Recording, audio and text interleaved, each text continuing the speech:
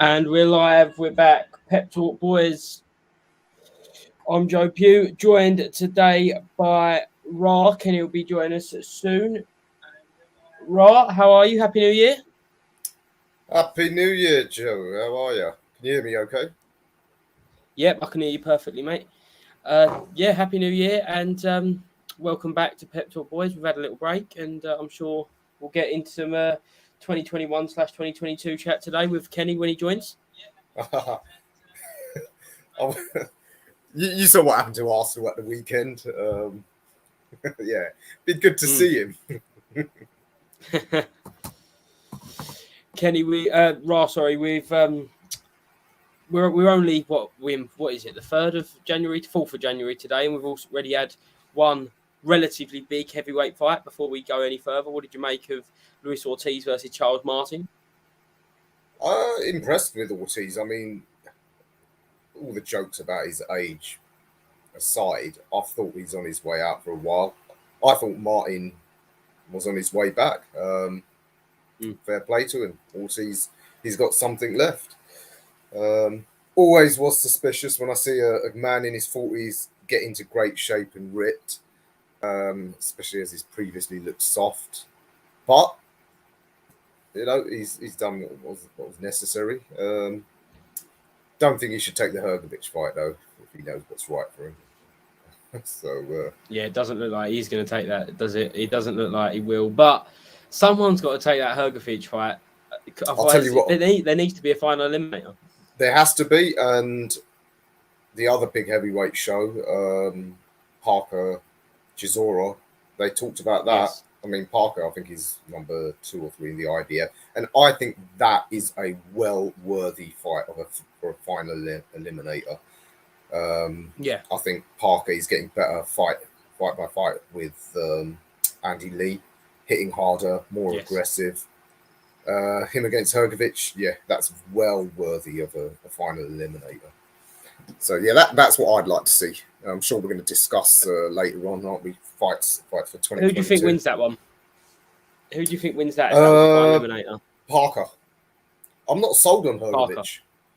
You know, really? I keep hearing all this talk about how great he is and how scary he is. Who's he beaten? I mean, I'm never convinced by fighters who've got a reputation based on rumours. I mean, for me, it can't be based on what you did in the amateurs. It can't be based on sparring rumours. It has to be what have you actually done in competitive fights.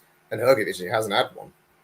So, hey, listen, if he goes in there and blitzes Parker, fair play. I'll hold my hands up and say I was wrong. But as it stands, Parker is the proven guy at the top level. So.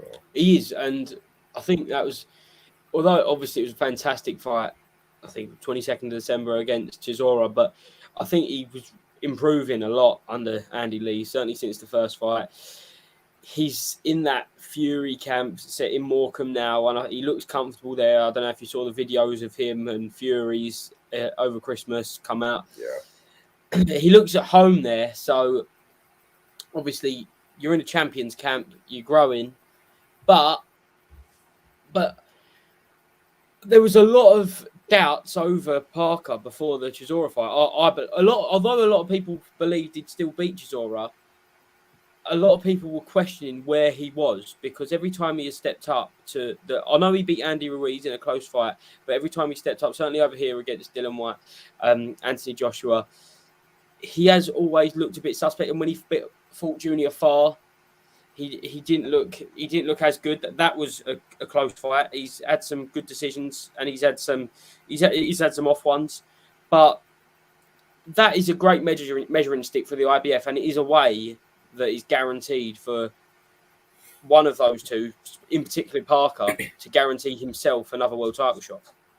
Yeah, exactly. I get the impression, not just Parker, this is a lot of the heavyweight ranked fighters. They were chancing it, hanging around the sort of top 10 to top 5 and not risking their position, hoping they'll get that call from AJ or Fury to step in for a voluntary. and that it didn't seem clearly. It seems like people generally don't want to take the risks, but the noises coming out from the Parker team after the Chisora fight were right. They're saying, "Yeah, let's go for the Hrgovic fight." I'd love to see it. We've got. they're the same Sorry, Rod. Just interrupted there. We just got Kenny backstage, so we'll just quickly get him in. Yeah. Here we go, Kenny. Happy New Year, everyone. Happy New Year. Happy New Year. Well, I don't know. It wasn't on New Year's Day, but you know what's happened. Sorry, I heard you guys backstage. I can't believe it. Right, I fell asleep, man, during the. But I did watch a rerun. The two Southpaws at heavyweight fighting each other. But I finally, saw the fight, and I thought, yeah, it wasn't the ending I was expected. Mm-hmm. Yeah, I was just telling Joe I was surprised that Ortiz clearly he has something left.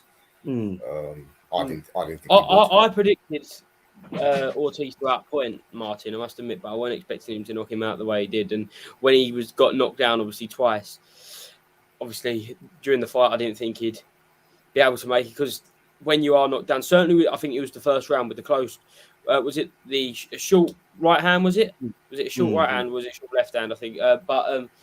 That I thought, he might actually be in Father Time might be catching up with him there, but no, he took the shots well, and to be fair, he worked the fight very well, and if he doesn't take the Hrgovic fight, which it looks like it doesn't, then where could he go though? Because obviously there's a lot of PBC heavyweights. Kenny, who would you like to see Ortiz fight before he retires? That's the thing, before he retires, isn't it? Personally, I think he should retire now. Oh wow! I know. Reason why I'm just saying, it's an age thing. You know what I mean? As much as we're fit and blah blah, this is a young man's game. And plus, one of my concerns, remember, he's got high blood pressure issues as well. And obviously, that gets regularly monitored. But do you really want his age to be just like the gatekeeper? You know what I mean? But Ortiz versus Chisora, the battle of the gatekeepers. I don't. You know what? I think Chisora would lap that up. I think Chisora lapped that up, and I think, he'd be a fool not to even consider taking that fight, because that is a big fight. And despite the fact he's a gate, Ortiz is probably now a gatekeeper. If I was putting my money on that, on the outcome, I'll still put my money on Ortiz to win the fight comfortably. So it'd be a big, how I say it, like this big catch in the camp for it, for Chisora to actually get that in the record, because that is a good scout, a really good scout, regardless of the case he's 40-odd. He's still more highly tuned and more highly skilled than Derek, and has got more boxing ability. So yeah, that'd be big fight. I'm sure Eddie Hearn's probably going to be thanking us on his podcast for even suggesting. Eddie Hearn, if you need some matchmaking help, because some of your guys ain't up to the job, me and King Kenny are here. Yes. The thing is, talking about is that it's the British Board of Boxing is, basically got in there first and basically postponed all their shows for January, but which is a shame. But I've always known January to be a very quiet month anyway. It was always August and January during the boxing calendar was especially in this country, was virtually empty anyway. But since lockdown, we've added probably another month on, in terms of getting fights on. So it's disappointing for fans. So I think Eubank postponed now. Eubank Williams, that's postponed. That was meant to be the 29th of January, but the word is coming out now that that's only being postponed 1 week, and that's going to happen on Saturday, the 5th of February, which would be fantastic, because I was worried. Obviously, that was meant to happen December 11th originally, and then Liam Williams obviously left Ingle, went to Booth and got injured. and then it got obviously postponed to January 29th, and I was starting to worry that it wasn't actually going to happen, because for me, out of the fights that have already been announced for this year, it's probably the top one that I'm probably most looking forward to. I think that's going to be a really, really good fight. If you look at probably the 3 fights that spring to mind that's already been announced, and that's Eubank Williams, Taylor Catterall, and Khan Brook, certainly for this country, that to go into 2022 with 3 big fights like that, that's a good sign, surely, isn't it, Ra? Of course, absolutely. All 3 of those fights, would love to go to all 3. Plan on going to all 3. So if you're there, let's catch up. Yep. Yeah, they're not the most top level of fights, but all 3 are going to be highly entertaining, which is probably more important. And they're all going to do great at the box office. A couple of the viewers have commented. Haydar, he said it's rescheduled for February the 5th. Is that official? Do any of you know? Has Boxer announced that? It's not official, but Michael Benson tweeted it about an hour ago saying that's what is reportedly being rescheduled to the 5th of February. So a lot of what he puts out is usually looking like to be the truth, but we shall see in the next coming days. But that would correlate with what Sauerland said as well, that he expects it to be postponed by a very short period. So 5th of Feb, I think we can live with that an extra week. I think the situation is that I think I think the British Board of Boxing have looked at the situation in terms of Omicron in Scotland and Wales. They both reacted, but in obviously the biggest country in the United Kingdom, England's reacted. I think what's happened is that the initial fear was because of London, because if things are in terms of like catastrophic in our hometown London, in terms of like cases going up, then what will happen is that normally preempts the rest of the country, because that's how the first pandemic occurred nearly 2 years ago. However, I think the rest of the country think, well, hang on here, most of us are double vaxxed. If not, we got our booster. London, statistically, have probably only had 32% of people who are double jabbed and got their boosters. There's another out of that rest of 68%. There's still probably a high percentage of people who just won't get jabbed. So basically, they're just doing London things. But the rest of the country have rebelled, and they're saying that because of the fact that people have stayed in all before Christmas, the levels have gone down. So maybe the British Board of Boxing have probably preempted it. But if you look at the football situation as well, football can survive a COVID outbreak. Boxing can't. The whole show's gone. You know what I mean? People you've paid off, ring girls, people who work in the stadiums, all these events who put these things together. There's no, you put a lot of money in for the show and then you lose money. So maybe the British Board of Boxing have, done the right thing. I think it's because the medical aspects to it, because they obviously don't want to put extra strain on the NHS, because there has to be 2 ambulances at every show. There has to be a certain amount of doctors. There has to be spaces in nearby hospitals for anything to happen. So, but that aspect of it is different to football, where I think every team, probably every Premier League team at least, has their own physio team, has their own medical staff as well. Yeah, there are doctors on site, but it's very different to the likes of boxing. But we just get this question here. Mr. Patrick Curtis says, lads, question for you. Can Boxer overtake Matchroom as number 1 in 2022? Well, out of the 3 shows we just talked about, 2 of them are Boxer. One of them, I think, there will be some Boxer fighters on the Taylor Catterall. I know that's a top-ranked show, but there will be some Boxer fighters on there, I'm understanding. So, do you think Boxer can overtake Matchroom? Certainly, as a UK promotional company by the end of 2022, Kenny. You know what? I think if you look at it in terms of the way Eddie Hearn's trying to move Matchroom, it seems like subconsciously he's taking for granted the fact that he's British stable, and he's actively trying to diversify. You hear about Eddie, he's like, we've got a nice little show in Spain, and we're trying to go out to Australia, and we've got America and all that. So, in that respect, there's an excellent chance of Boxer overtaking Matchroom. Obviously, Matchroom are always going to have the contact, because of the fact that Eddie, like the Hearns have been around boxing since 1987, through Barry, and Eddie Hearns like really built up a massive portfolio. But if you neglect your portfolio, and at the end of the day, if the British public don't buy into like I said, watching boxing on an iPad or a computer, and Sky say they're gonna continue to put a lot of money into boxing, and Adam Smith's still there going strong and still has that massive love for boxing, then there's an excellent chance. But that only happens if fighters leave Queensberry and leave Matchroom to go to Boxer. You only become big if you have the big names, because with the big names, ticket sales are guaranteed, and then obviously you can go down the pay-per-view route if you have the big name.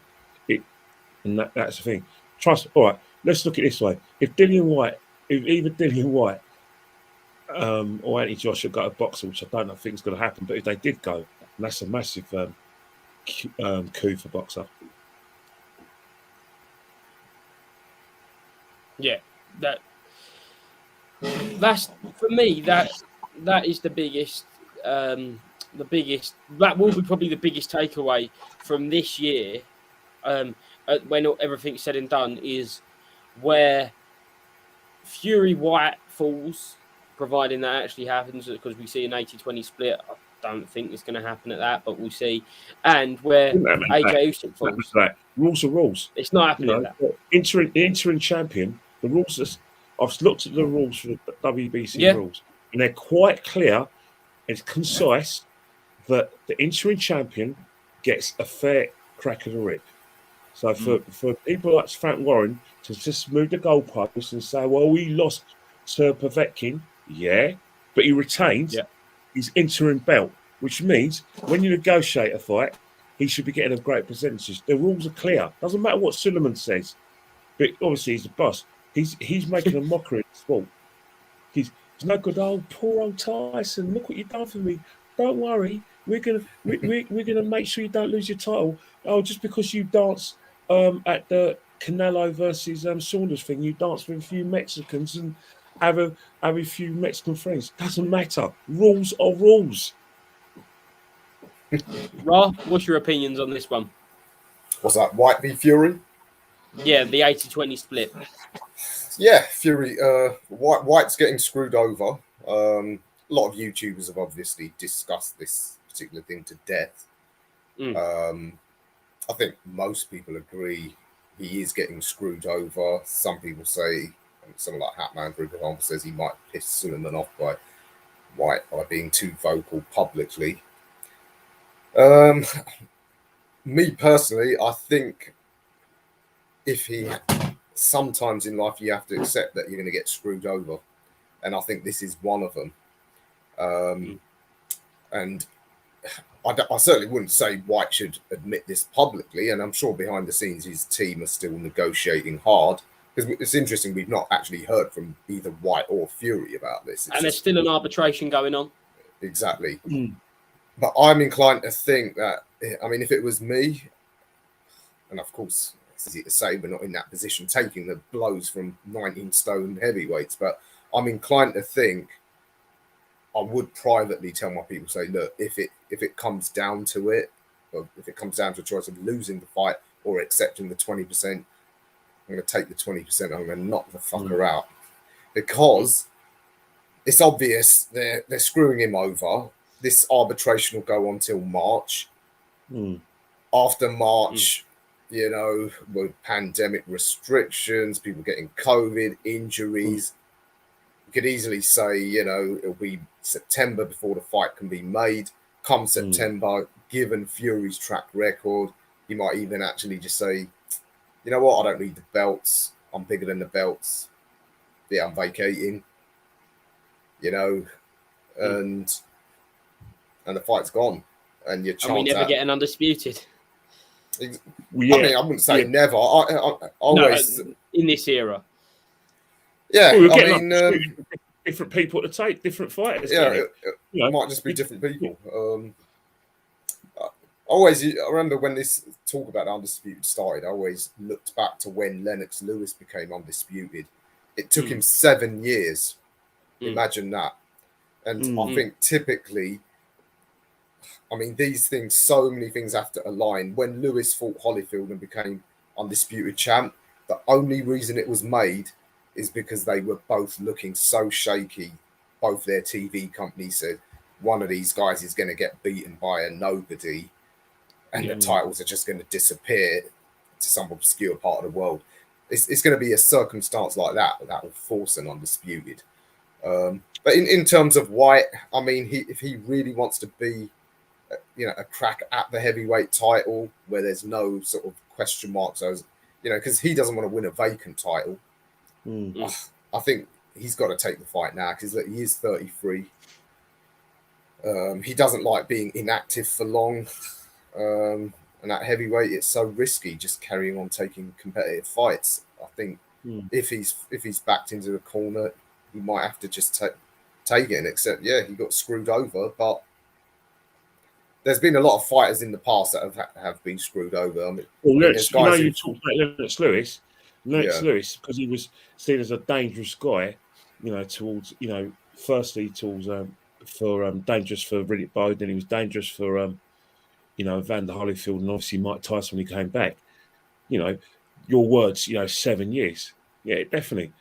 And Don King's words after he lost to Oliver McCall, slim and none, because Don King thought that Maloney and Leonidas were messing him around because he wanted to get his claws in the length. So they just said get stuff, blah blah, and he never forgot that. So you definitely 100% right. Boxing politics. It's all about rules are there to be broken. I think in terms of boxing, for instance, the absurdity of someone like Anthony Joshua, a 2-time heavyweight champion, and regardless of what you think about whether he would have been a great in any other, winning the heavyweight is a massive achievement. But the other great achievement as well is the fact that he's got himself to a position that, regardless of whether people might think he's got limited ability, if you don't fight any Joshua, you don't make money. So that in respect is genius. You know what I mean? I mean, his business acumen is akin to Dr. Dre's. You know what I mean? It's in terms of like the hip hop. And I think that that's where it is. But I think it's absurd that Frank Warren of Tyson Fury had the audacity to ask him to step aside so he could fight Usyk when it was only about a few months later. The undisputed big money fight was those two. So it just shows you in boxing, when you're back, that's it. But the wheel turns, and you know what I mean. You're right. That was some cheat to expect him to. But again, go on, Rob. No, so look, I mean, in this game, everyone's out for their own interests. It's always been that way. I mean, talk about fighters getting screwed over. I mean, the great Joe Louis, he had to sign away 50% of his purse for his entire career to get a crack at the heavyweight title. It was Braddock, I think it was. The Cinderella Man. Great film, incidentally. Imagine that, 50% of your purse for the rest of your career just to get a crack at the heavyweight title. On top of that, management fees. On top of that, your trainers' fees. So was that British taken away probably? Yeah. The revolting and not missed Mickey Duff, and a tosser of a man, was doing that. Mickey Duff was going in the 80s and 70s, was your promoter and your manager.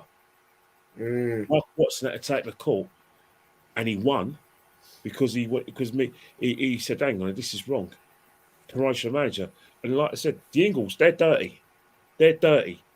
Hmm. You know, Nassim Hamed had a point. He went about it the wrong way, but he had a point. What they were doing, oh, we're your trainers, but yeah, let's have a massive cut of your earnings. So you're right. Mm. Everyone in boxing is dirty. It's dirty. And thank God, it doesn't matter what they say about Daniel, Kinahan and his links. Thank God for MTK for boxers. Yeah, yeah. I mean, as you know, I've been interviewing quite a few fighters, and quite a few of them are with MTK.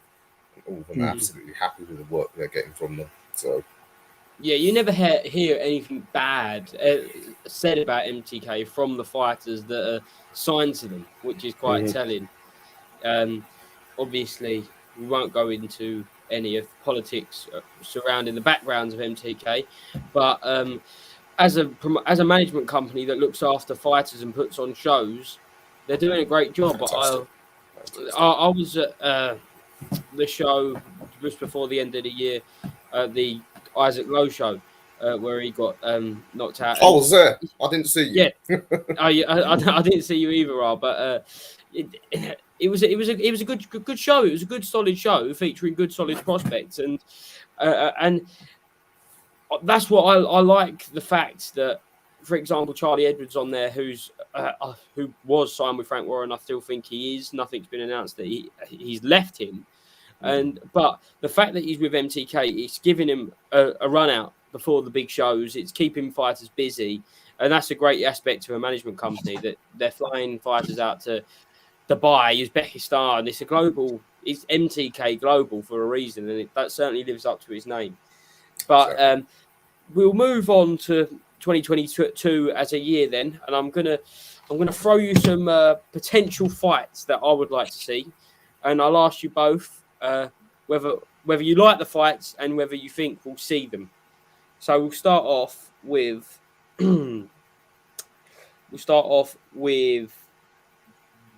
quite an easy one at the start. Buatsi versus Yard, a fight that was spoken about for years, and then Yard got beat, and Buatsi kind of went his own way. They've been on two different promotional companies their whole career, but their path seems to be aligned. Kenny, would you like to see that fight in 2022, and do you think it will happen? I would love to see that fight. It's going to be like Croydon against, like Croydon against Newham. And Ilford, get it right. oh yeah, he's Ilford, yeah, but he's a Newham boy, brought up in Newham. But as for me, it's a fight I've always wanted to see. But my biggest fear is that I might not see it because you just get the feeling that they kind of push Buatsi away from domestic fights because that maybe there's a train of thought amongst his trainers that perhaps he's now past that light heavyweight domestic level, and that the only way that fight can happen is if one of them somehow gets a title in 2022. But my thoughts as well. I've always wanted some sort of I've always been a biggest fan of the British light heavyweight scene. I've always wanted a round robin of all the fighters. Let's see who's the best. We've got our own opinions of who's best. I think we know who's the best, but one of the biggest sayings in boxing is styles make fights, and some fighters just have a kryptonite. We're all saying Fury's like the number one. I'm sure there's someone out there that is awkward, and that no matter how much he tries, he can't beat. Deontay Wilder could probably knock out every heavyweight, but except for Fury. So it'd be a great fight, and it's a fight I would like to see. Who I think is going to win? I go on general boxing ability, and I'll go with Buatsi because I still think Buatsi's got the deceptive power, but I think he hits just as hard as Anthony Yarde. He's probably not as explosive as Anthony Yarde. He's kind of a thinker. You know what I mean? He likes to be seen as precise, picking his shots. Whilst Anthony Yarde, as much as he can box, he's at his best when he's in at you, and he's explosive, and that he lets his hands go. So again, it's a classic example of styles make fights, but Buatsi is a better boxer. I think obviously 2 Saturdays time, 15th of January. There's a chance for one of those light heavyweight belts to come back to the UK when Callum Johnson takes on Joe Smith Jr. for the WBO light heavyweight title. And the general belief is that if Johnson manages to pull that off, and that's a big if for me, that the first defence will be against Anthony Yard. Obviously, he's just got the WBO global title. I think he's number 1 with the WBO now. So if Johnson brings that title back to the UK, hopefully we get some of the big domestic fights with a world title in the mix. But Ra, what do you think of Yard versus Buatsi in 2022? I think every fan would love to see that fight. Probably the best domestic fight. Is it the best? Something that might be disrespectful to guys like Callum Smith and Callum Johnson for that matter. But it's probably the most exciting in terms of catching the public imagination. Will it happen? No. I mean, just look how difficult it is to get,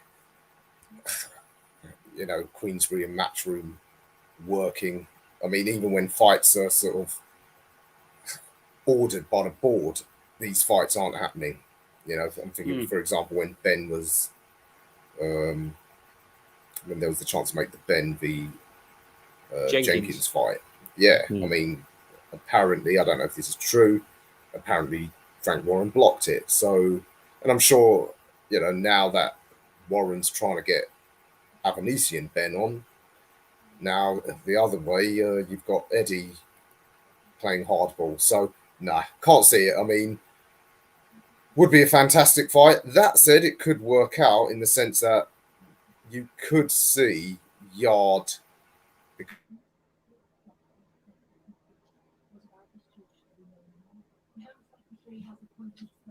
Hang on, I think Ra may have just... is he frozen for you, Ken? Yeah, he's frozen for me. Yeah.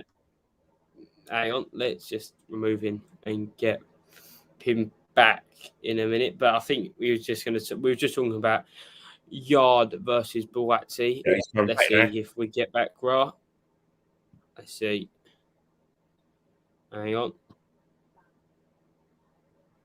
While we wait, while we wait for him to come back, then Kenny, what's your opinions on Callum Johnson versus Joe Smith Jr.? Do you think Callum Johnson can bring the title back to the UK? Good question. He's got the power to do that. He's got the ability, but it'd be a massive, massive coup if Callum does it. I have concerns and reservations. I'm not sure that he'd be able. I think he'll fall short. I think he'll fall short on points. I think he points. Oh, really? I think Callum Smith. I'm not sure Callum Smith's going to be able to get his punches off, and if he can't get his punches off, especially that explosive right hand, then I think it'll be a points defeat for him. Here we go. Ra's back. Sorry, Ra. What was you saying before you left us? Sorry, can you hear me? Yeah, we can hear you. I can hear you now. Yeah, sorry. Just some technical problems. That's no worries. Just carry on from where you left off. About I mean, if they both win world titles, I think the clamour for it and the money that could be made would be so good, so great that then it could be made. So if Yard was to be able to pick up the WBO title, I think there's every chance that Buatsi will probably fight Bivol in 2022. So come the end of 2022, I do see there's a fair possibility. Again, this ain't disrespecting any of the other champions because it's by no means sure that Yard can beat Johnson or Smith Jr., nor can you bank on Buatsi beating Bivol. But it's a possibility, and if they're both world champions, I mean, be one of the biggest domestic fights this country's had for since the 90s. I'm talking non-heavyweight fights. Would you agree with that, Ken? Is Carl Brook bigger now? What's that? No, is Carl Brook bigger now? Well, I said one off. If you look at the fight, it isn't. But when we get there on a date, it's going to be massive because of the. But we're doing it. It's basically like, me, playing football, just out of memory, what I used to do a few years back. But because I'm a big name, it's a big fight, and it's going to be a very much talked about fight because there is a rivalry there. But who's that? You know, Khan Brook. Yeah, but in terms of like Buatsi versus potentially Buatsi and Yard, I think boxing people, we're all boxing people. We'll be thinking, you know what? Because I think opinions will be divided between boxing people on who's going to win the fight. Because I've gone for Buatsi on the fact that there's more precision in his work as opposed to Yard's explosion. I think he hits as hard as Yard. But it wouldn't. When I saw what Yard did to my guy Arthur in terms of explosiveness and relentlessness as well, because I think it wasn't just the explosion; it was the relenting, punches just coming through, not stopping, getting in there and throwing combinations which wore the man down. So that is, some boxing fans will look at that and say, right, I'm going to give it a Yard on the fact of relentless pressure, accurate punch and explosiveness. Then I could go for Buatsi position. When he gets you up, he's just as relentless and just as precise and concussive, and he hits as hard as Yard. In fact, we could argue that it was just a one-punch, single punch. Not only is it an accurate punch, but it's powerful and probably bigger than Yard. Yard tends to throw hard combinations. Punch. Yeah. You know what I mean? Mm-hmm. And I think that's where us boxing people will be divided. It depends who you like, and how effective the styles will be on the day. And 100%. A lot will depend on how much water passes under the bridge before they fight, because how the level they are at now might not be the level they are at when they fight each other. For me, the classic example of that many years ago was when Tyson and Holyfield fought. I mean, when the fight was first mooted, like in, was it 1992 or whatever, or before Tyson went to prison. It was actually 1991 before the rape case where Tyson hurt his rib, isn't it? That's right. There was that. So after he beat Razor Rudder, that he was going to challenge for his world title, to regain his world title. To regain his world title, yeah. And at the time, the consensus was that Tyson's too big, hits too hard for this cruiserweight. Of course, so much happened in the 6 years before they fought. And of course, the rest is history. Holyfield pulled off what was one of the most, for me, stirring heavyweight wins. But that's the sort of thing that I'm referring to. You don't know how much they'll be diminished by world title fights or eliminators that they might fight before they fight each other. That's the frustrating thing about why these, when these fights don't get made when you want them to. In the case of Khan v Brook, it sort of has worked out in the sense that they've both diminished at the same rate, so it's still an even fight. So 100%. Yeah, time will tell. I don't think Yard v Buatsi happens in 2022. Can't see it. Can't see it. The only way I can see it happening is, like you say, right, if they both pick up a title and set that up for a massive unification. But even if that does happen, I think that probably trails over into 2023 potentially. Could that do a stadium? I'm not sure. Maybe. I don't know. At the minute, no, but it could do. What's too nice? It's too nice, man. Exactly. And there is a respect between the both of them, but there is what really shocked about. Just closing up on this, is how well known Anthony Yard is, because obviously, like ourselves, like I hate the term hardcore boxing fan, but who follows the sport non-stop. Yeah, we are hardcore, but we are sometimes caught up in a bubble, and in thinking, like, for example, Josh Taylor, like, for us, he's massive, but for the general sports fan, He's not the most well known. I would probably say Anthony Yard in England, certainly, he's more well known than Josh Taylor. And when I was obviously, I was lucky enough to cover the Yard Arthur fight. I was so shocked by the amount of people that knew Yard. Sorry. So potentially that could, if they keep building, that could maybe sell out the Emirates. It's London fight, the London area, don't it? If you got although both the fights, Arthur and Yard, are in London. Anthony Yard is massive in around the London scene, not just even outside boxing. He's more known, but in terms of like, and I think the reason why you look at someone like Josh Taylor as well, again, as much as I feel like really, really wanting to throw eggs at Bob Arum, there's an element of truth in what he says, where he talks about pay-per-views is on the well-known fight, because at the end of the day, man, it's the casual boxing fan that puts food on their tables, puts food on this podcast, puts food in fighters' mouths, because simple reasons that they are the ones that you have to convince to pay for the pay-per-view, to buy those 100%. Tickets. You've got to sell it.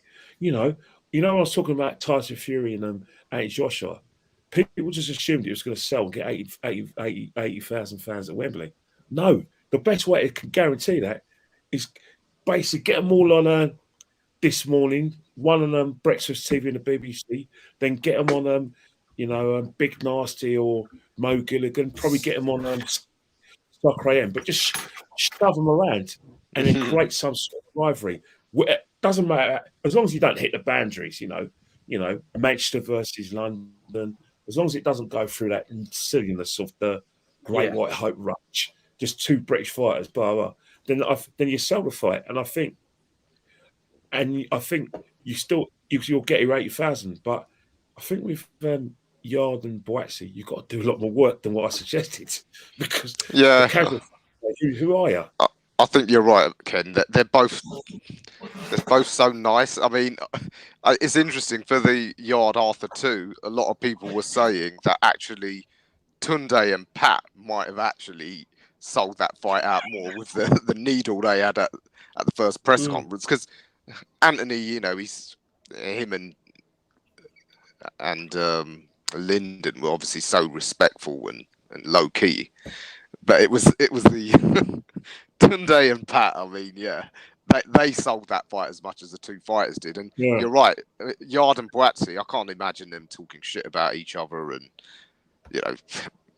acting goofy at press conferences, things like that. But as you said, that sort of thing does appeal to the casual market. So well, definitely, it's like wrestling, isn't it? The casual boxing fans want fights to be promoted and sold as if the wrestling. Obviously, I haven't watched wrestling for years. Thanks me wife's moaning about it, but The Rock and Triple H, that kind of rivalry, or Stone Cold Steve Austin and Triple H back in the sort of 90s, 25, and then all of those kind of rivalries. And I think that's kind of what's going to sell. Because at the end of the day, you're right. All these guys know each other. The boxing community is tiny. Oh, of course. Tiny. It's so small. It's just like the cricket community in this country. It's tiny. And if you go to Australia, it's even smaller. But they've all sparred against each other. If they're in the same weight class, they've all sparred with each other, roomed together, or or basically fought at junior level. Dillian White sparred with Tyson Fury. Tyson Fury sparred with Joshua. You know what I mean? So they all know each other. So it's it's even harder to promote a fight and get the rivalry out. But that's what the promoters are there for, isn't it? And the British public, need a hate figure. You have to have a bad guy, a heel in boxing. You know what I mean? Yeah. Best heel in boxing is Chris Eubank, senior.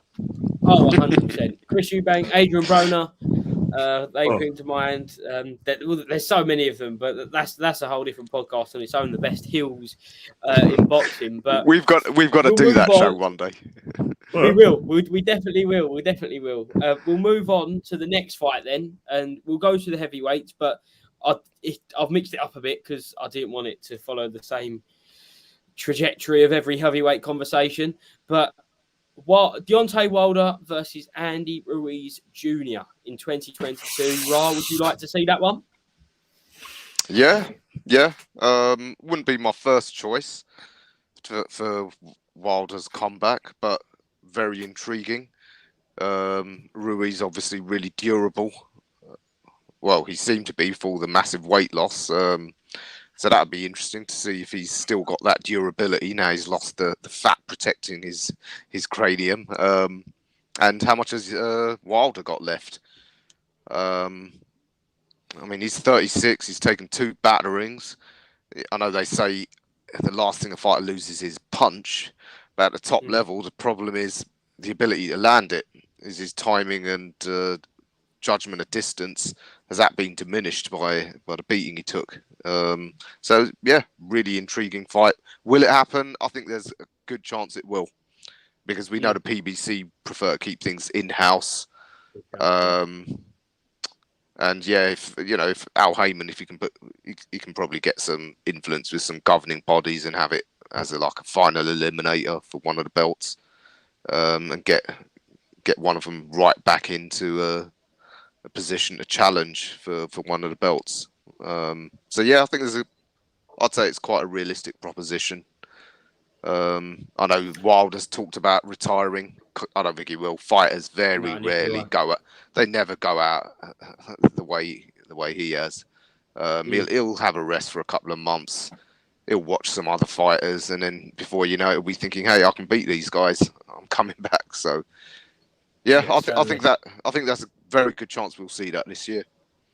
That's why I put that one together. Just it's for me, it's certainly more of a realistic one. It's a fun fight. But Kenny, what do you think of Wilder versus Ruiz? You know what? It's a very intriguing fight because, to a certain extent that, a lot of people, in boxing fans and probably other fighters very much see Wilder as fallible now because of the fact that, Tyson Fury has managed to negotiate his way through Ryder's right hand. Admittedly, Ryder did get through and put him down, total 4 times in the first 3 fights. But in terms of not only did Tyson Fury, out boxing in terms of skills, he actually thought, right, I'm going to meet you halfway, and I said, right, I'm going to take your power, but I'm going to give you some of the same medicine. And I think when you look at Ruiz, one of the things people talk about is that he's a bit of a contradiction in terms. He's got slow feet but extremely fast hands, which is extraordinary because they see But then again, Canelo. Everyone says Canelo's got flat feet as well, but maybe it's a Mexican thing, or the coach, the trainer they have Reynoso. But it is an extreme fight because I think if he gets inside, that because of his quick hands, he can do the combinations, and also because he's a shorter man, Wilder be susceptible to the overhand right around the temple, around the ear. So that expects sells. But then again, Wilder hits harder than Joshua. Remember, I think Wilder does get his timing, and he has proved that he can do the most difficult thing in boxing. That's another thing because you can always. Obviously, we can imagine the fact that Wilder can get done on the inside and blah blah, and the combinations, and that the overhand right, what Ruiz did to Joshua. But you can always, the thing that we're always going to buy into, is that people say he doesn't have fundamentals. We know he's got a right hand. He proved that before the Fury fight in 2018, and we know that if he connects properly, it's an exciting fight for. Blood and First fans like myself, if my guy's on the floor unconscious, that's what we're going to buy into. But we're also going to be intrigued in the fallibility of Wilder and what we think and what we've seen, obviously, with the Joshua fight, which Ruiz's hard, fast hands. So yeah, it's intriguing, and Americans will buy into it, and it will sell. and I think the British market Mm. will love it as well. So yeah, I don't see Massive why it won't audience, happen. the British market for that It- fight, I believe. There's a lot. There's a risk and reward in both things. There's a massive risk for Mm. both fighters. I don't Absolutely. I think if Wilder loses it, I think he's over. But I think Ruiz probably Certainly. recovered from that if he puts himself very well. But I think I think the public and Wilder mentally will probably buy into the fact that he is fallible at this level and maybe should retire. So yeah, it's risk and reward, and it's a fight that I think I would like to see anyway. I think it's a fight. Whoever Wilder fights next, as long as it's a credible top 15 opponent, top 15, 20 opponent, because I'm not expecting him to come back to Andy Ruiz Jr. at all. I think it'd probably be later on in the year because he wants the confidence builder. But for me, I think that Deontay Wilder's stock is probably higher than ever after the two fights. Certainly after the third Tyson Fury fight, it was a lot of people's fight of the years for 2021. I must admit it weren't my fight of the year, but a lot of people have said it's their fight of the year. So I think it can only be. It can only do him well in his stop because we all remember the videos where Tyson Fury walking around LA saying, "Excuse me, do you know who Deontay Wilder is?" I think if he asked another 100 people, I think it'd go up, not by too much, but I think it'd certainly go up because only because Tyson Fury's a much bigger name now in the world of boxing, certainly in the US than he was. And for me, they both can say the best of the rest. What's that? Sorry, Ken? He won't fill a stadium unless he's fighting Dillian Whyte or Anthony Joshua. I disagree, Ken. I really do disagree. I think he sells a stadium. Right, mate. Wilder on his own, or no? Tyson Fury on his own cannot fill a stadium without Dillian Whyte and Anthony Joshua. Oh, I'd agree. I mean, is there any other? I mean, what you mean is he's not like AJ. He can sell out whoever he fights. Yeah. No, I don't think AJ can either, because AJ versus Povetkin didn't sell out Wembley. Yeah, but the fact that it didn't sell. Yeah, but didn't sell out, but it was still what 70-odd thousand. Oh yeah. So it can. I mean. Yeah, we know there's different sized stadiums, but if we're talking about the major, I mean, Wembley is actually huge. It is the biggest stadium in Europe. But if we're going to go with something, let's say in the 60,000 range, so Tottenham or Arsenal, and West Ham actually. Fury wouldn't have filled White Lane. He wouldn't have filled your Grand, Tottenham Hotspur Stadium. He wouldn't have done that unless he's fighting AJ. AJ or White, or Wilder. Or White, yeah. Or AJ. I agree. White. A run-of-the-mill contender. No, he wouldn't. But he would fill the Match Arena because the MEN Arena holds 21,000. He'd definitely fill that. Yeah. Easy. He won't. But but can he fill Goodison Park or Anfield? Not sure. He wouldn't want to go there because he's a Man United supporter. But he definitely won't fill World Trafford. No way. Nah, 76. No. 70,000, I think you'd be pushing it. I think you'd set out 70,000 against White, AJ, Usyk, Wilder, maybe even Joe Joyce. But does anyone on the panel think that Usyk and Fury will make money? Yeah, make the money. What? Globally, yes. When you say make money, you mean the sort of money AJ commands? I mean, it'll obviously make money. I'm talking even half of that. Yeah. Because I look at it. Global first for an undisputed fight. And I see that the undisputed thing. But I still think that fight has to be, it's not a given that fight is going to make boom, big money and get big. I don't think Fury v Usyk makes as much money as AJ v Usyk 2. Yeah, that's what I would say. It'd make considerably less. I'm not saying like I disagree. Half or a quarter, not as low as that, but I think that it'd be considerably less because Usyk isn't. Let's be real. AJ v Usyk, it's AJ bringing in the money. Mm. No disrespect to the Ukraine, but I mean, whatever support base he's got there, clearly it doesn't make much money because he never fights in the Ukraine. I'm not saying he doesn't have support. If he defended his heavyweight title in Kiev, he might well fill out a stadium, but the cost of the tickets are probably going to be considerably less than they are going to be in the UK, and 100%. hence Usyk never fights in the Ukraine. Straightforward economics. He gets paid more fighting in elsewhere in Europe or America. So Usyk doesn't really bring in any money. And as Ken said, does Fury, does he sell as much as AJ? I don't think he does. I don't think he does. I don't think he does. I think Tyson Fury's got a cult figure, isn't he? He's a cult figure. You know what I mean? It's like it's kind of Blur and Oasis. That in '95, in '95, right? You always got a feeling, right, that Blur was more the establishment, London thing. When they both had, when they both had their kind of records off, in the country and roll with it. Yeah. In '95. As much as everyone, like the Rebels, like Oasis, the Manx, it was the London boys that sold more. Obviously, Oasis that next year went past them. But they went on to be bigger.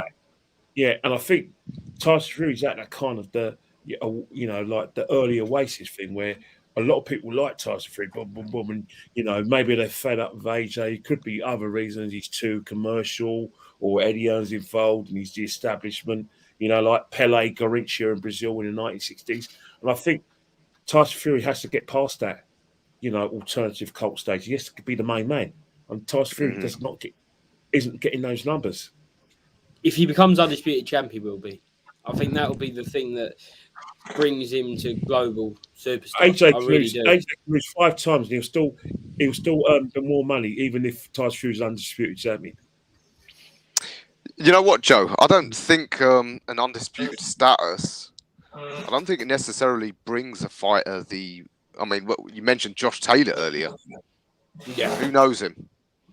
Now I know it's heavyweights, an undisputed heavyweight, but think about when the Klitschko's were dominating the heavyweight division. There was no interest from America, so I'm not convinced that becoming undisputed heavyweight champion would make Fury or Usyk a worldwide icon. However, if AJ became undisputed heavyweight champion, he would be, because I think his marketing has just been that much better. I think Ken's right. I think Fury has the potential. I mean, he is actually he's great in front of the camera when he wants to be. Obviously, he's such a witty sort of conversationist. He's great at mocking his opponents, all of that. But I don't think he's got there yet. And I think it doesn't help that in America, if their guys aren't winning, they lose interest. And whether we like it or not, America's still the biggest market. Yeah. So and America's still the biggest market, and Fury is the biggest star in America. So that is that. It's so balanced and uneven in relations to parts of the world. Because if you go to Eastern Bloc countries, then Usyk's a star. Because I was shocked how big Usyk was a star. Just like how shocked I was of Povetkin in Russia. I was told that Povetkin was a massive star in Russia. And I think cultural differences just sometimes we are unaware because we're not in these parts of the world. And so you know what it is though. We seem to forget that like boxing's got a massive pedigree in the sort of behind the Iron Curtain, especially obviously it's the old Soviet Union. Over the years they've produced some excellent boxers. And, you only have to look at them at the amateur level and the Olympic level, world level. That is massive. It is massive, and it's a big coup for the country because it's like East versus West. You know what I mean? And I think that's why they're very, they're actually massive. But in terms of obviously, I forgot how big AJ was. obviously, even though I went to, mostly all these world title fights, but what I saw at the Tottenham Hotspur Stadium before and after, I just thought, wow. It wasn't a fact. It was who was going there. I mean, I saw people. I saw I saw the world stars there. I remember, back in the 1971 when Joe Frazier fought Muhammad Ali, you saw people like Woody Allen and all those big stars. Well, that's the equivalent of what I saw when I was walking out with my wife out of the Tottenham Hotspur Stadium. I mean, I saw the geezer out of Gossip. I saw people. I saw ex-footballers. I saw ex-rugby players. I saw politicians. I saw someone from out of Gossip Girl. I saw people out of Line of Duty. It was people out of Tower. I'm thinking, AJ's really. I forgot how big AJ is, and because I think if we were there for the event, obviously we're there for the coronation. Let's face it, it's a coronation of AJ, but it was like bloody hell. Because I never associate the people I saw as boxing fans, but they weren't there for a boxing fight. They're there for the event.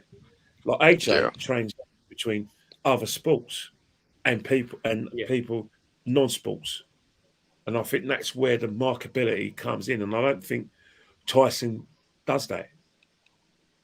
No matter how much Piers Morgan will push him and how much he goes on gym, not going to happen. Brilliant. Right, let's move on from the heavyweights. Then we're going to go all the way down to the little fellas. Another great fight, in my opinion, for 2022. Sonny Edwards versus Julio Cesar Martinez.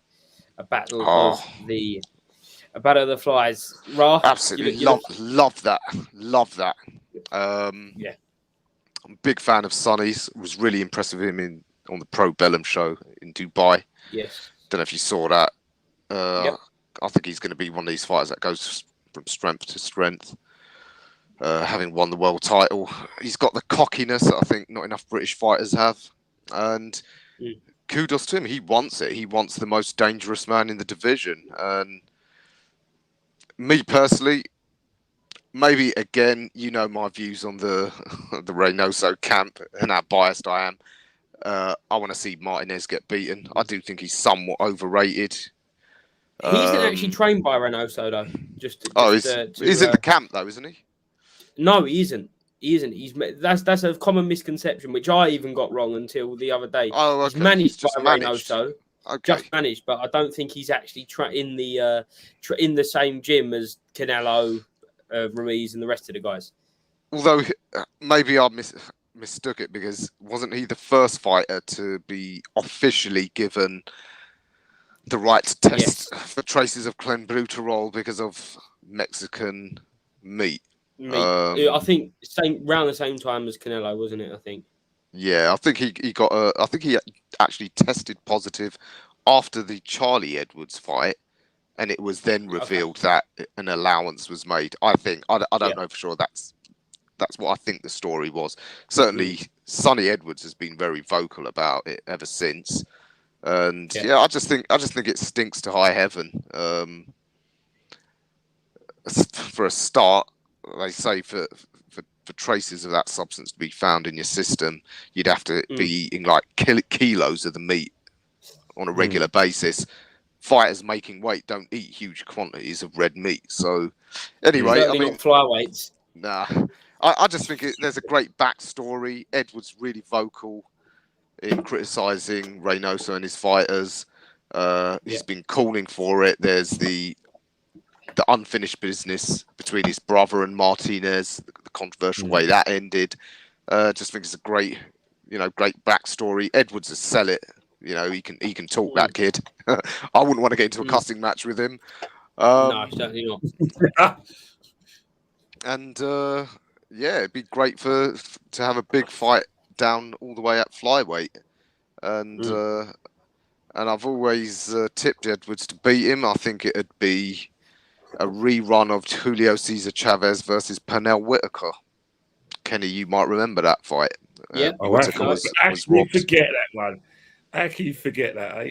So that's the sort of fight I think it could be. Edwards giving Martinez the runaround for 12 rounds. It'd be a great fight. Will it happen? I think there's a good chance it will. I'm not that confident, but I think there's a good chance because Martinez probably feels invincible. He'll probably think Edwards is like his brother and thinks, well, I was walking through his brother, I'll walk through him. I think he'll want to take it. I think that could happen. I think they'll both want it. Kenny? You know what? I was listening to what Ross said. I was just thinking about the Edwards angle, especially Sonny Edwards. Yeah, he's well able, as the Irish say, he's well able. And one thing is that thing about him is that one of the things I do like about him is his feet and his hands. The way he just gets in there, does his work, and gets out of range. Love that. Love the way he fights. And I think in terms of, but Mexico's a Mexican, but I would for the reasons that Ra mentioned. I don't like dirty fighters. I don't like dirt. No. Like dirty. Simple reason is that I've always been about boxer safety. The fact that you're putting that shit in your, sorry, excuse my language, putting that rubbish in your body to give you to actually give you that kind of like advantage, physical advantage, because you can kill a man in the ring. On that basis, I'm never going to be a for Martinez. Never. But in terms of boxing ability, I do think Edwards has this because of the reasons I mentioned. Speed of hand and foot. Yeah, no. The thing is, Ken, it's such a frustrating topic. The obviously the drugs we see. The Sonny Edwards, I think, is no drugs, no champions. His little his slogan that he's put out there, but for me, because it just can't be proven. It's just so frustrating that we can't get more to do with this. But with that said, we'll move on to another controversial one: Oscar Valdez versus Shakur Stevenson in the super featherweight division. Obviously, Oscar Valdez, he started off the year fantastically by knocking out Miguel Berchelt for the WBC super featherweight title, and then he had the controversial fight where he wasn't allowed to fight. He wasn't allowed to fight. In the end, he was allowed to fight, and then we saw Shakur Stevenson with his emphatic victory over Jamel Herring at the back end of last year. So that'd be a fantastic unification fight. And do you think who do you think comes out on top of that one if that happened in 2022, Ken? I'm going to go Stevenson. Again, like I said, I'm just going to go on what I've seen, boxing ability, and I just think it'd be a very close fight. But I look at Stevenson, I think there's levels, which I think he can go to, and I think this is a good fight for him to get to that level, and I think if he beats Valdez, and I think there's more, there's just more to come from him. And that's one of the reasons why I'm picking Stevenson. Ra, I don't know if are you there, Ra? I am. Can you hear me? Cool. Yeah, I can hear you. Just camera's gone off, mate. Yeah, sorry. I'm always suffering technical issues. That's no worries. That's no worries. Yeah, obviously, like Kenny, going to be cheering on Shakur all the way. Especially after, the fight against Conceição. Imagine that. You test positive, are allowed to go ahead with the fight, and you get gifted a decision. It's like, what do guys like Conceição, what do they have to do to get a fair shake in the sport? Just beggars belief. So, yeah, I'd love to see the fight. Love to see Shakur batter him from pillar to post. Which I think he would do. I'm a believer. History has shown that a slick boxer usually beats a pressure fighter, puncher. And listen, I know Valdez, he isn't a crude pressure fighter. He's a skilled pressure fighter. But he ain't as skilled as Shakur Stevenson. So I think it will happen, simply because I'm sure Aram is building Shakur up to be one of the big stars of the sport. And with all the controversy around Valdez, you might think the time's ripe to sort of cash him out, feed him to Shakur, and that'll catapult Shakur up to sort of the next level of stardom. Especially if he puts on like a masterclass, which I think he would. I think he'd beat Valdez quite handily, and that could set things up for. I think he'd beat him handily, widely on points. Yeah, and I think it's a really close fight. What, irrespective of drug testing? It's just really upsetting, isn't it? Just because that Miguel Berchelt performance was unbelievable, and Valdez was in my pound for pound top 10 at that point. When he was between 8 and 10, but he was so good that night, and I was so looking forward to seeing the likes of whether it was Heron at the time, but the Stevenson fight, because they were both with Top Rank, and now it's just tainted it, but. Obviously, in your cases, you still both want to see it in hope that Stevenson can unify the division. For me, I'm still remaining optimistic that it could be a fantastic fight, because I still think it will be. But it's just a crying shame. It is a crying shame. So we'll move on to one a little less controversial, which I would love to see. Fight of the year 2019, in my opinion. I'd love to see a rematch. Nonito Donaire versus Naoya Inoue 2. Ra, what do you think of that one? You love him, don't you? Oh my God, that is what a fight. I mean, I know Jay wanted us to do, the awards for 2021, and I had Donaire down as my OOP of the year. I mean, close to 40 years old. 40 years old in a division which doesn't really favour older fighters. Since the Inoue fight, I thought the logical thing is what a way to bow out on your shield against the sort of new hotshot of the division. He then goes and knocks out two young prime fighters, winning another world title. And yeah, you couldn't go wrong with Inoue Donaire 2. And I'll tell you what, I would not be surprised at all if Donaire beat him this time. Because people forget, he did run Inoue really close.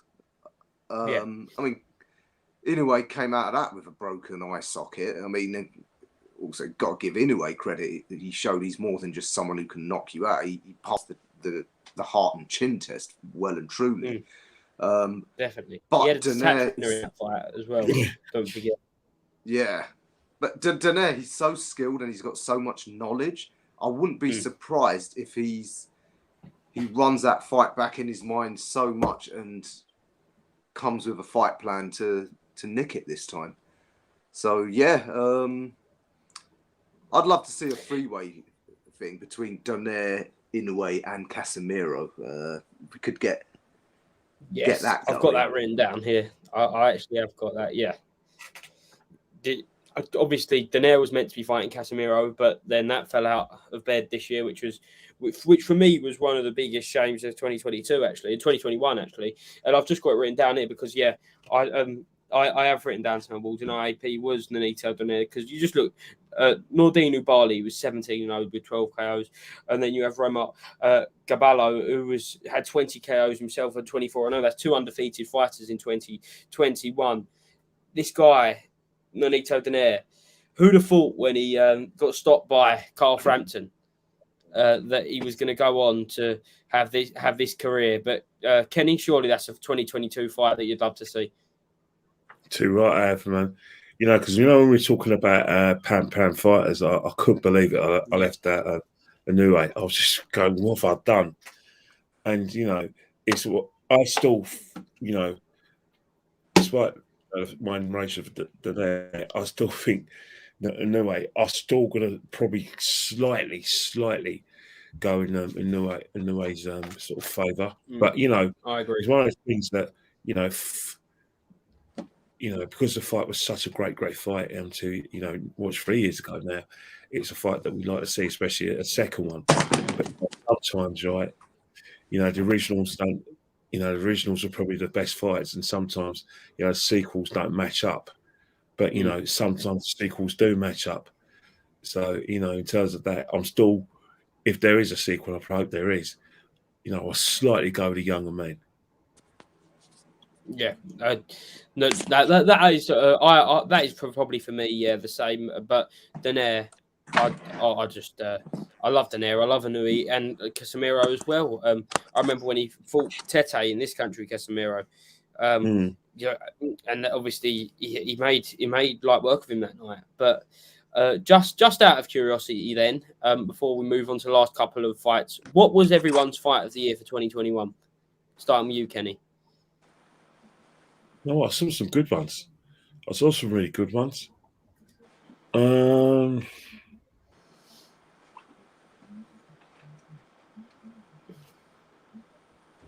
In terms of like the talking points, obviously Wilder, Fury versus Wilder.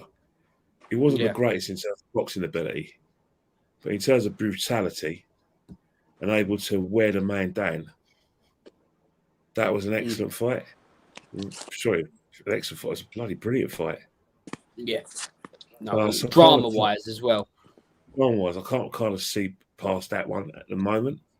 I'm sure there's others that but I still think that, for me, in terms of like what was at stake, in terms of the fact that the boxing public underestimated Deontay Wilder, paid him very little respect. And then that the expectant Fury fans had the sort of stress levels when he was put down twice in the fourth round, and I think it bloody hell.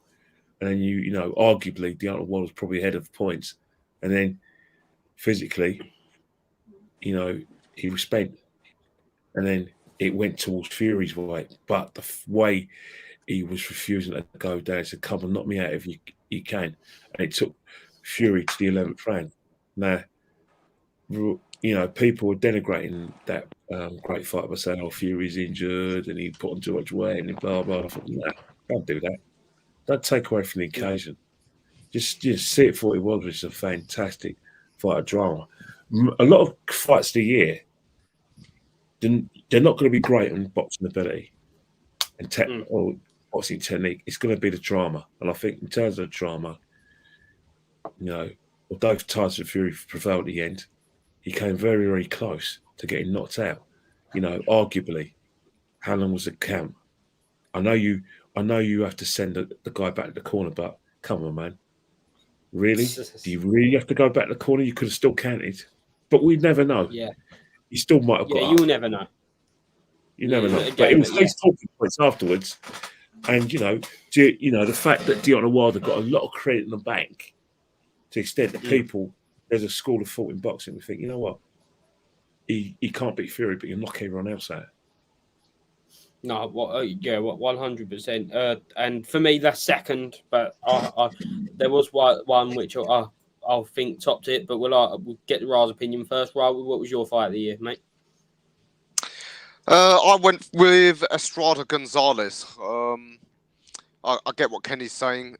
Obviously, Wilder, Fury, the drama was tremendous. And, with heavyweights, there's no doubt you're more on the edge of your seat because any moment, the fight can just turn like on one punch. And that's essentially what almost happened in the fourth round. I mean, and so, for the whole fight, you are actually on the edge of your seats when it's heavyweights. I went with Estrada Gonzalez, though, because for me, it was action-packed all the way. I mean, with heavyweights, obviously, they tend to gas out. So you do have large periods of the fight where they're not doing anything. But like I said, you're still on the edge of your seat because you know that when someone does do something dramatic is going to happen.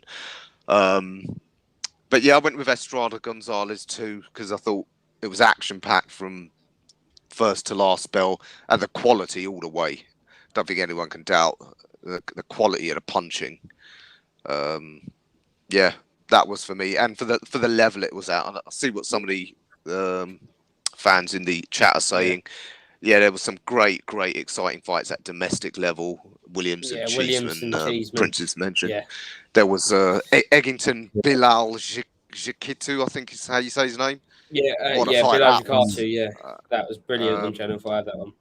Those were some insanely exciting fights, but Yeah, I plumped for the top level, Estrada and Gonzalez. That's what I went with.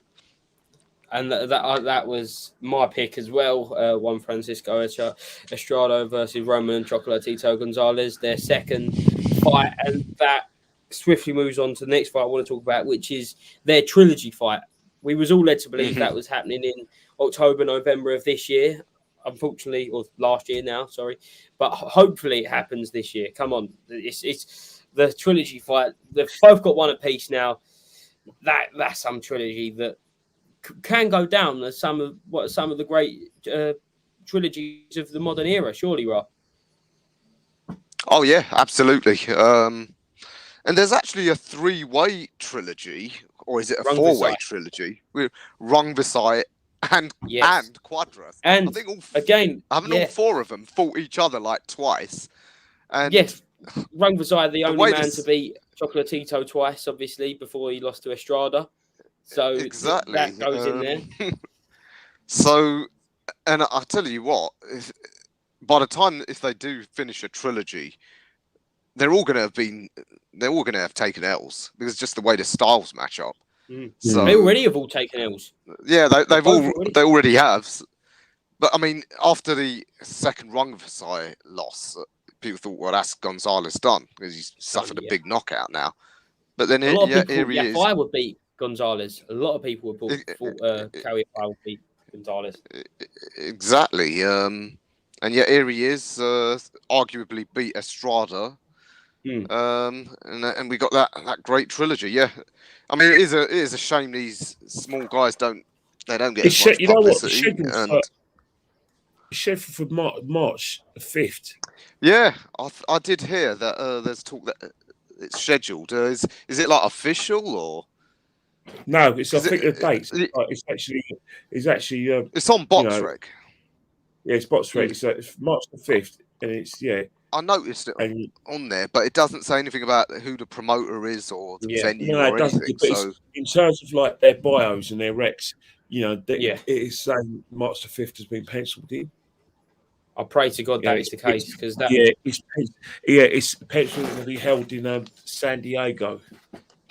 Fantastic! I would love that. And we'll move on to the last fight we're going to talk about today, obviously in depth, and that for me, if I could pick one fight apart from taking out the heavyweights, if I could pick one fight to happen, it would be this one, and it is Gervonta Tank Davis versus Vasily Lomachenko. I think it's the best fight to be made. How do I know you weren't going to come out of that one, eh? And I think that is the best one. Kenny, what do you think about that one? You know how much I love Lomachenko, don't you? You did that one on purpose, innit? You love the way I was talking about.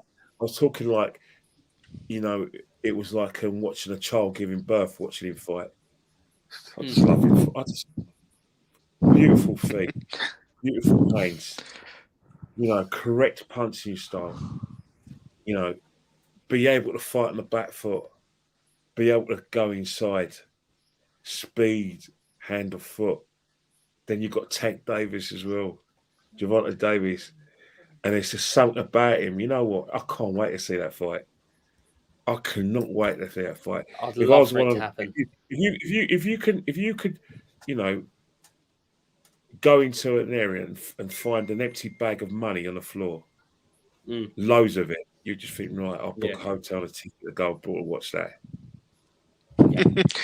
Kenny, don't do this to yourself. You know us fans, how we torture ourselves with these fantasy I know. We build these fights up. They turn out to be pause. Yeah, or they never happen. Yeah. I mean, you've seen all the drama that Ellaby's caused with Eddie Hearn about proposed fights. I think we got to accept Davis. He ain't fighting anyone outside of the in-house PBC BBC, fights. yeah. Unless it's Cambosis, I believe. Yeah, maybe. Would he want to go to Australia? Don't think he would. They're very. PBC seem very insular, which is a crying shame. But I don't know how much Davis is earning. If that's his priority, then I guess as fans we're just going to have to weep at those fights that we won't see. Yeah, I agree with you, Ken. That is such a special fight because it's that ultimate technical boxer against I would say probably pound for pound, probably the most explosive one-punch hitter, pound for pound in Davis. And Davis he's not just a crude puncher. He is actually really skilled himself. Yeah, would be one of the great fights. But is it going to happen in 2022? No. Nah, it's not going to happen in 2023, 24, 25 either. I think the better thing about it, we're going to have to get a move on, because I think let's we have to be honest with ourselves and understand that we're in a situation where the pandemic, this we've got probably another 2 or 3 years of this, because if we look at was it Spanish one flu. plague last one plague lasted 7 years? Was it the Black Death? How long that last for? And then you had was it Spanish flu? Yeah, Spanish flu. That lasted for a few years, and I think that the common denominator is it has basically it becomes the new normal, and then after a few years, we kind of when medicine gets more developed, we'll be able to live with it. You know what I mean? And I think that's what will happen. So, but we're having a situation where we're taking all the precautions, but with periodical like postponements. If we are going to have these big fights, then it's no good waiting until like next year or the year afterwards. Get them now, because we're going to be living like this for quite a few years. Yeah, no, yeah, 100%. absolutely. And that's a good point. But the pandemic has made some great fights, so hopefully we can carry on getting through that, and hopefully obviously we come through it all. At the start of the year, I did sit down and write about 40 fights. I've got it in my pad that I'd love to see. We're not going to go through them all, but I just thought it'd be curious to just tick them off one by one and see how many fights we actually get, and it'll be interesting to see how many of them 40 we do actually get, because something tells me it's not going to be that many. But is there any other fights that spring to your mind for 2022 that you'd love to see that we can quickly go for? Starting with you, Ken. Well, obviously, you want to see Dillian Whyte fighting for a world title, fight, and Tyson Fury, that's the fight I've been looking for a lot. But I've also wanted to I'm curious to see another fight I really would like to see. I would like to see Cambiasso. Cambosis. I like to see him fight. I want to see him defend his title as well. And I'm intrigued to see what happens with Teofimo Lopez. Is he going to finally get set for feet and move out of the weight classes? But in terms of a fight, I want to see a derby. I want to see Conor Benn tested at the proper level. I don't want to see him fighting fighters who've been in with world champions, been in with Porter, been in with Crawford, and fight a live fighter. It's no good fighting experienced fighters, because what we know about these experienced fighters is that they fought at the highest level and lost every time. We're not learning anything from that. They're just gatekeepers. Fight. How about fight Avanesian? Fight him. He's dangerous, but I'll tell you one thing: you'll get a lot of brownie points, a lot of confidence going into the world level where you fight a live fighter who's got the power and the experience to beat you. This is a really, really good fight. I understand financially that and from Eddie Hearn's perspective as well, that Father Time could happen with people like Anthony Joshua, like it did with Carl Froch, his poster boy for pay-per-view. And it was Anthony Joshua. You never know what Joshua would do. He might want to go with Sky. He might want to do his own thing because he's got enough influence and pull to do it himself. So maybe they're trying to protect Conor Benn. But would Conor Benn's career be over if he loses to Avanesian? No way. It'd be a good learning fight for him. And if he wins, life's a game, risk and reward. You know, I've fed up with seeing Conor Benn fighting fighters who've been in with world champions and lost all the time. You don't learn nothing from that. All you're learning is that you're basically fighting a shot fighter. Fight a live fighter. Mhm. Let's see how you are. Absolutely. What his unbeaten record is portfolio of big fights, but you fought no one. No one. Bruh, any big fights, any big things you want to see for 2022? What ones that are realistic, or yeah, we don't want to torture ourselves with these fantasy we fights. don't. Ones which I think can be made. There's unfinished business between Charlo and Castaño. There's talk that rematch is in the works. So that'll be good to have another undisputed champion there. I'd like to see Kambosos versus Haney down in Australia. First undisputed fight in Australia. First undisputed lightweight champion in the 4-belt area. That looks plausible. I think Haney will go there, and I don't think he'll outprice himself. Where do you want him to go there, innit? Because of the fact that he wants to break Australia. I don't think Oz is that big a market, but I think that's one of the worst markets for boxing. It's an awful market of boxing. You know what I mean? Yeah. But Jeff Bennett, Kambosos. Yeah. Other fights, and you know what? At light heavyweight, I want to see Beterbiev against either Bivol or the winner of Smith and Johnson. I'm not going to say nothing about Alvarez. We know he goes up and down weights and then has big fights. Can't say there's any particular fight of his that I want to see. We've seen him once. You see one of his fights, you see him all, innit? Sorry? Once you see a Canelo fight, you see them all. You know. Yeah, they do. They are becoming a bit samey. The occasion will get to a fight, and then all you're going to do is you're going to get the same sort of thing that you know where you got from Plant, where Plant is asking for reassurance of whether he's a good fighter from Canelo. One other. How could I forget the most obvious fight, which I think is now plausible? Crawford the winner of Spence and Ugas, because Crawford's a free agent, so he can sign with the PBC, which he's probably going to have to do if he wants that fight. I really hope that happens. I didn't mention it today because the amount of times at the start of New Year, what fight do you want? You want Spence Crawford. You want Spence Crawford. I'm fed up of praying for it. Until they get in the ring, it's very much a case of please God, let's just see it happen. Yeah. Yeah, and what other? We could have an undisputed super bantamweight champion, Fulton v Akhmadaliev. They got two fights. Yeah. Two belts each. Now I know PBC don't usually like to work with Matchroom. However, I wonder whether because super bantamweight there's so little money involved, they might be willing to write that one off and let him have the fight. Yes.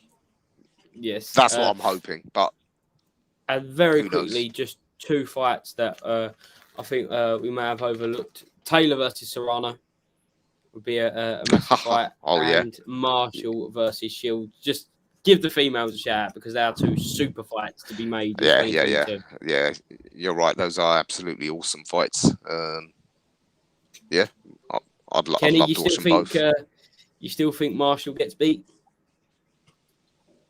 Oh yes. Oh yes. Oh yes. Yes. You know.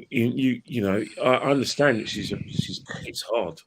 You know, she's polarized her opponents, but they've just been. But you know, the level of women's boxing and the fighters that put out the fighter are not at her level, She's fighting, going to be fighting a live fighter, someone who won't be easy to hit, who won't be intimidated, and will put in combinations and will come forward and has fought a better level than you. But the equaliser for Marshall is her power, as she can hit hard. But you can't hit what's not. You can't. You got to be able to hit the target. It's not easy to hit the target against a good fighter. And Rob, what do you think about Marshall Shields? I'm team Savannah all the way. I think that punching power will give Claressa a rude awakening. Don't think she'll stop her, but I think she'll make her hesitant enough to get a decision. Especially as it's going to most likely be in the UK, because Shields doesn't really sell out in the US. So, yeah. Especially if it's somewhere like up in Newcastle where her fan base is.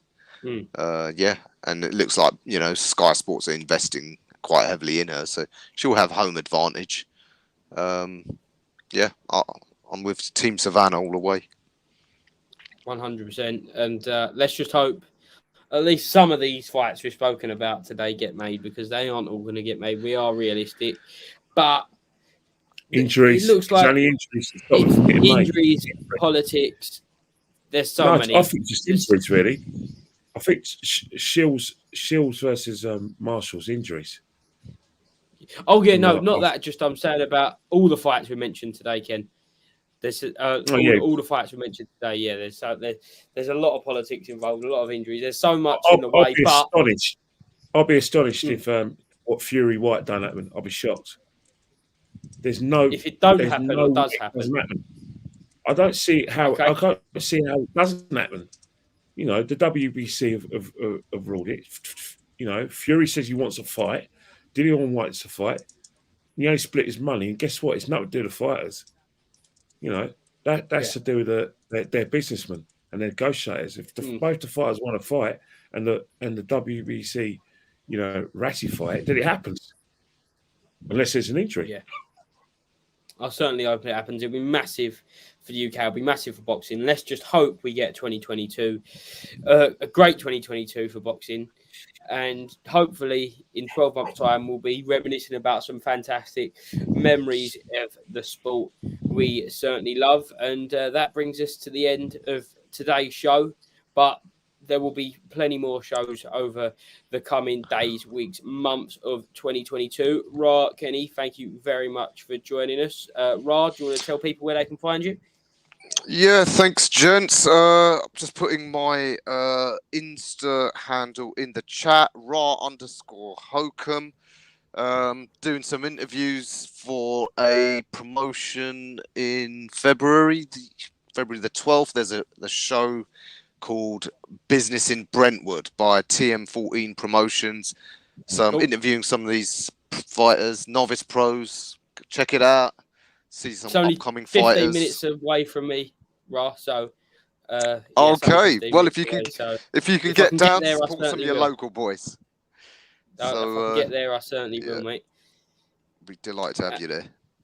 And Kenny, where can people find you, mate? Well, I'll tell you one thing. If the EFL tell Liverpool to do the Frank Boff, you'll find me at the Emirates Stadium on Thursday for the first leg of the semi-finals of the league. but if not, you can find me on at KennyKen1972 on both Twitter and Instagram. Instagram's more fun, by the way. A lot of pork chops on Twitter. Lots of pork chops. Kenny Ken. Especially amongst stuff on Instagram. Tell you what, if you want to see a bunch of pork chops, go on the Arsenal fan base. Loads of them.